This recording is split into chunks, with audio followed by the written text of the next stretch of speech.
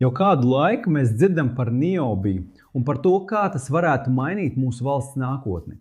Bet patiesība ir tāda, ka tikai nedaudz cilvēku patiešām zina, kas ir niobijs un kam tas ir paredzēts. Tā kā šodien par šo tēmu ir daudz viltus ziņu, es esmu šeit, lai pastāstītu tev to, ko tev nav teikuši par niobiju, teica Difūzens.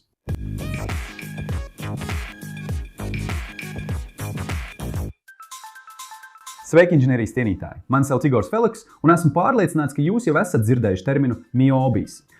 Bet patiesība ir tāda, ka daudzi cilvēki atpazīst šo nosaukumu, bet viņiem nav ne jausmas, kas tas ir un kam tas ir domāts. Un vēl sliktāk, tā kā niobijs bieži tiek pieminēts medijos, tas rada nedaudz sagrozītu informāciju un slavenās viltus ziņas. Tāpēc mēs nolēmām, ka būtu labi sniegt uzticamu informāciju tieši no avota. Tātad šodien es tev pastāstīšu to, ko tev nav stāstījuši par niobiju, sadarbībā ar CBMM. Un tev, ja tu to nezini, CBMM ir pasaules līderi niobiju ražošanā un tehnoloģiju izstrādē. Un tā ir Brazīlijas uzņēmums, kas atrodas Arašā pilsētā Minas Žerais štatā. Bet ejam tālāk. Kas ir niobijs? Niobijs ir pārejas metāls, ko apzīmē ar simbolu NB, un tam ir atomnumurs 41 periodiskajā tabulā. To atklāja 1801. gadā angļu ķīmiķis Čārls Hečets, ka viņš analizēja paraugus un sākotnēji to sauc par Kolumbiju. Smieklīgi ir tas, ka 1846. gadā to atkārtoti atklāja cits vācu ķīmiķis vārdā Heinrichs Hosse, un tas tika nosaukts par niobiju. Domājot, ka tas ir jauns elements. Vēlāk tika atklāts, ka Kolumbijs un niobijs ir viens un tas pats elements. Un 1949. gadā niobijs tika oficiāli atzīts par pārejas metālu. Bet kā tā tas ir pārejas metāls? Jā, niobijs ir metāls, kas tiek iegūts no rūdām, kuras atrodas augsnē vai iežos. Un šīs process nav tik vienkārši kā izrakt bedri un atrast niobiju. Dažus metālus, piemēram, varu un zeltu, var atrast to tīrā veidā dabā. Savukārt citi, piemēram, niobijs un alumīnijs, ir jāpakļauj ķīmiskiem un metalurģiskiem procesiem, lai tos pārvērstu galaproduktos. Lai iegūtu niobiju, tiek izmantotas rūdas, piemēram, kolumbīts tantalīts, loparīts un pirohlors, no kuriem pēdējais ir visizplatītākais šeit Brazīlijā. Un tiem, kas nezina, šis ir pirohlors, rūda, ko izmanto CBMM niobiju ražošanā. Un tā izskatās kā parasta zeme, ko mēs redzam apkārt. Lai labāk saprastu, šeit mums ir pirochlora ķīmiskā formula. Un kā redzam, šī minerāla sastāvā ir tieši niobijs, ko apzīmē ar simbolu NB. Kad runājam par metāliem, precīzāk sakot par pārejas metāliem, tie pārstāv grupu periodiskajā tabulā, kurai ir noteiktas īpašības. Šie pārejas metāli ir pazīstami kā inovatīvi elementi ar ļoti augstu blīvumu un augstu kušanas temperatūru. Tas nozīmē, ka tie kūst ļoti augstā temperatūrā. Niobijs ir daļa no šīs pārejas metāla grupas, kopā ar citiem labi zināmiem elementiem, piemēram, wolfram, ko izmanto elektrisko dušu sildītājos. Bet labi, līdz šim mēs izņēmām pirochloru no augsnes, apstrādājam šo rūdu un iegūstam niobiju vienkāršā procesā. Pareizi, kaut būtu tik vienkārši.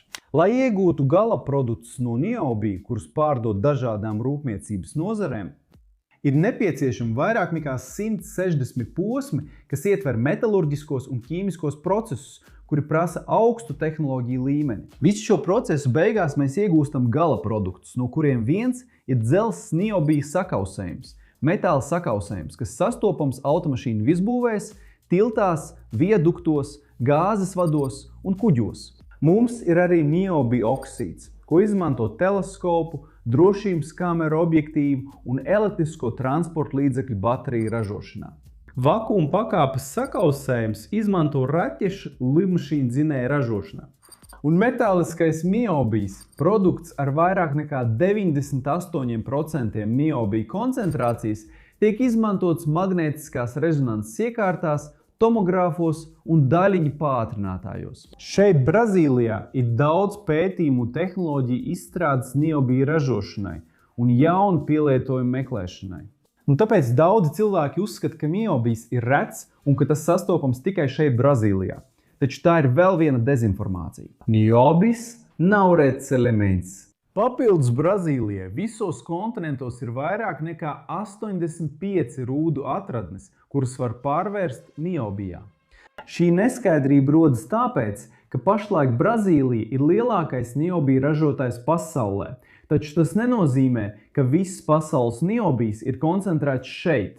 Tas, kas izceļ Brazīliju, ir tas, ka mums ir lielākas zināšanas tehnoloģiju izstrādē, izmantojot niobiju, pateicoties daudz gadu pētījumiem. Taču tad parādās cilvēki, kuri saka, ka mēs neko neiegūstam no niobija, un ka tas tiek pārdots par niecīgu cenu lielvalstīm. Padomā kopā ar mani. Ja man ir privāts uzņēmums, kas izstrādā produktu, es vēlos gūt peļņu no šī produkta, un ja es to pārdošu par niecīgu cenu, es beigās bankrotēšu. Tāpat kā jebkurš privāts uzņēmums, ko tu var iedomāties, tas ražos, attīstīs un radīs jaunas tehnoloģijas, lai pārdotu produktu par cenu, kas nodrošina visa šī procesa dzīvotspēju, gūst peļņu un saglabā konkurētspēju tirgū. Bet, ja tu vēlies gūt priekšstatu par niobiju vērtību starptautiskajā tirgū, 1 tonna no viena no niobiju produktiem, dzels niobijs tiek cenu noteikšanā vērtāks 10 reizes augstāk nekā alumīnijas un aptuveni 20 reizes augstāk nekā tāds pats daudzums tērauda. Dzels niobija vērtība šodien ir no 36 līdz 40 tūkstošiem dolāru par tonu. Un šo vērtību nosaka tirgus, balstoties uz slaveno piedāvājuma un pieprasījuma likuma līdzsvaru. Un daži īpašie niobija produkti maksā vēl vairāk, sasniedzot pat 100 000 dolāru par tonu. Bet kas tad ir tik īpaši niobijā? Un kur es to patiesībā varu izmantot? Niobijs ir ļoti daudzpusīgs metāls, kaļams un ar augstu izturību pret koroziju. Un, kā jau minēju, tam ir augsta kušanas temperatūra, un tas ir arī lielisks supravadītājs. Piemēram, gāzes vadu cauruļvados izmanto dzelzs niobija sakausējumus, lai palielinātu to mehānisko izturību. Pat nelielas niobija piedeves aptuveni 0,01% apmērā jau var palielināt tērauda izturību līdz pat 25%. Tātad ar nelielu niobija daudzumu var panākt lielu atšķirību. Vēl viens izmantošanas piemērs ir mobilitātē. Tas palīdz transportlīdzekļiem samazināt šasīs svaru, palielinot to struktūrālo izturību un līdz ar to arī drošību. Un mēs to varam redzēt UTV, kas saucās Exo NB. Šī ir partnerība starp Giafone Racingu, kas ir Brazīlijas uzņēmums, kas specializējas sacīkšu automašīnu un dzinēju ražošanā, un pašu CBMM. Tā struktūrā tika izmantots ar niobiju mikrolegēts tērauds. Izmantojot šo materiālu, viņi spēja palielināt konstrukcijas izturību un pat samazināt tās svaru par 10%, salīdzinot ar konkurentiem. Turklāt tas nodrošināja iegūmus eksploatācijas izmaksās, radot degvielas ekonomiju un ilgāku komponentu kalpošanas laiku. Bet es domāju, ka tas, par ko visi pēdējā laikā runā un par ko mēs pat izveidojām video iepriekš, ir par slaveno bateriju ar niobiju.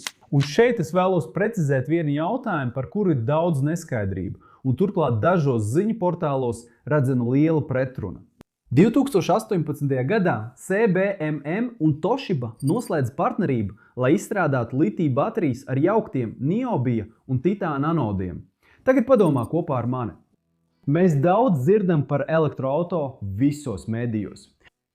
Un problēma, ko mēs redzam elektroauto gadījumā, ir uzlādes laiks, baterijas darbības ilgums un pat tās kalpošanas laiks. Tāpēc pētījumi par baterijām ar niobiju tieši koncentrējās uz šo tirgus pieprasījumu un interesi. Rezultātā šī sadarbība noveda pie baterijas ar īpaši ātru uzlādi, lielāku izturību, ilgāku kalpošanas laiku un drošību. Un, lai gūtu priekšstatu, šīs baterijas vidēji izmēra automašīnā ar pilnu uzlādi 10 minūtēs var nodrošināt 350 km nobraukumu. Nesen CBMM paziņoja par jaunu sadarbību ar Volkswagen kravas automašīnām un autobusiem, tieši ar mērķi pārbaudīt šīs baterijas elektriskajos autobusos. Šie testi tiks veikti šogad Volkswagen rūpnīcā Rezendē, Rio de Janeiro štatā, un vēlāk pašā CBMM Arašā pilsētā. Un ja vēlaties, lai mēs cieši sekot šiem testiem, atstājiet komentāru šeit zemāk. Un patiesība ir tāda, ka Niobijs cieš no viltus ziņām internetā. Un mūsu mērķis šeit ir demistificēt Niobiju. Un galvenokārt sniegt drošu saturu, bez jebkādas iejaukšanās, vienkāršā un didaktiskā veidā.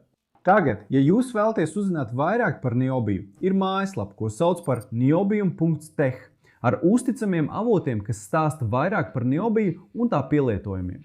Un es atstāšu saiti video aprakstā. Izmanto iespēju atstāt savu patīk video, abonēt kanālu un ieslēgt paziņojumu zvaniņu. Tas arī viss, mani draugi. Liels apskāviens un tiekamies nākamajā video.